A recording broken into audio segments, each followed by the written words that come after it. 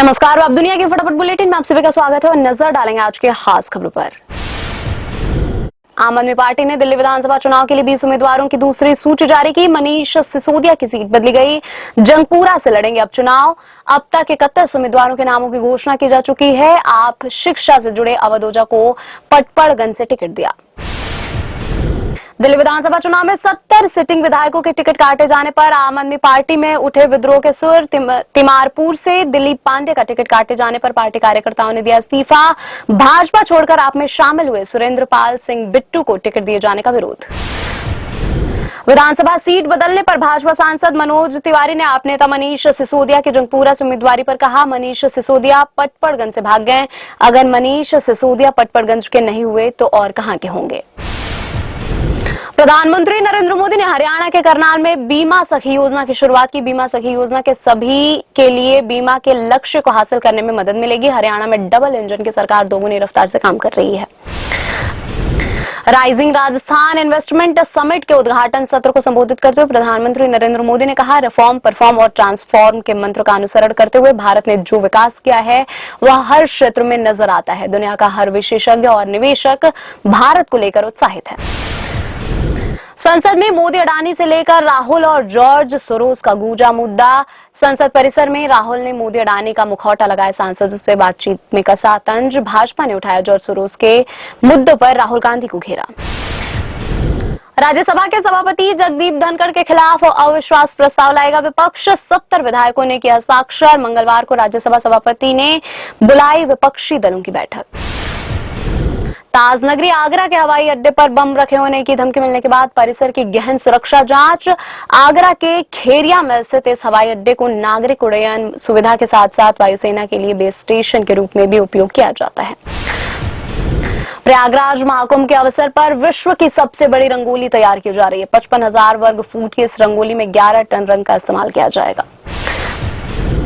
बांग्लादेश दौरे पर गए भारत के विदेश सचिव विक्रम मिस्री ने कहा, आज की चर्चाओं ने हम दोनों को संबंधों का जायजा लेने का अवसर दिया। मैं अपने सभी वार्ताकारों के साथ स्पष्ट और रचनात्मक चर्चाओं की सराहना करता हूं। भारत बांग्लादेश के साथ सकारात्मक, रचनात्मक और पारस्परिक रूप में लाभकारी संबंध चाहता है। संविधान के 75 वर्ष पूरे होने पर लोकसभा में 13 और 14 दिसंबर को होगी चर्चा। 14 तारीख को पीएम मोदी चर्चा का जवाब देंगे। 16 और 17 को राज्यसभा में चर्चा होगी। 16 को गृह मंत्री अमित शाह राज्यसभा में चर्चा की शुरुआत करेंगे।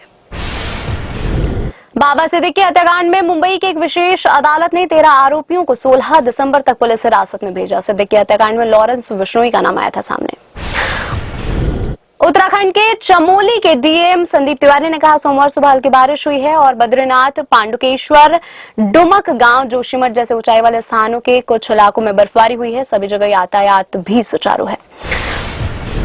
दिल्ली के मुख्यमंत्री आतिशी ने सोमवार को घोषणा की, डीटीसी के सभी चालकों को इलेक्ट्रिक बसें चलाने का प्रशिक्षण दिया जाएगा, जो शहर के बस बेड़े को इलेक्ट्रिक वाहनों में बदलने की योजना का हिस्सा है। वरिष्ठ चालकों, खासकर सहायक टिकट निरीक्षकों को नए इलेक्ट्रिक बस बेड़े में रोजगार के लिए प्राथमिकता दी जाएगी। कांग्रेस सांसद राजीव शुक्ला ने कहा, सोरोस फाउंडेशन का कांग्रेस पार्टी से कोई संबंध नहीं है। यह एक बेवजह की अफवाह है। वे उस वास्तविक बात पर चर्चा नहीं कर रहे हैं जिसकी मांग की जा रही है।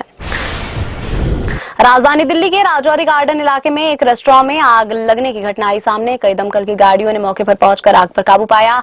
हादसे में किसी जनहानि की कोई सूचना नहीं।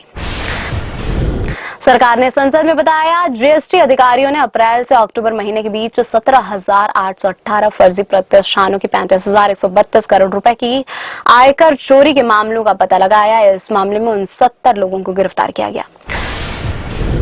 स्थानीय शेयर बाजार में गिरावट। उतार चढ़ाव भरे कारोबार में बीएसई सेंसेक्स 201 अंक की गिरावट के साथ 81,508 अंक पर हुआ बंद। निफ्टी भी 59 अंक फिसलकर 24,619 अंक पर हुआ बंद।